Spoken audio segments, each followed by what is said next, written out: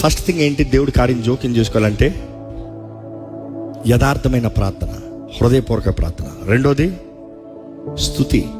మూడోది ఏంటి తెలుసా? నీ విధేయత. నువ్వు లోపడకుండా దేవుడు ఏం చేయడు. Every time you ask God, do this for me, God is asking you, I you willing to change? నువ్వు మారతానికి సిద్ధమా? దేవా నన్ను పలానా వారు తిట్టారు ప్రభా, క్షమిస్తాను సిద్ధమా? ఓడ్చుకుంటాను సిద్ధమా? Not repeat back that point. Can you forgive and let go? Not repeat about it. Take away the bitterness. అది జ్ఞాపకం చేసుకోకుండా, మరలా అది ఎత్తి మాట్లాడకుండా, కండిషన్స్ పెట్టకుండా. వారు సరిగా ఉంటారో లేదో కాదు, నువ్వు సరిగా ఉంటాను సిద్ధమా? Can you change? Not them change, because we all expect other person to change. Can we change?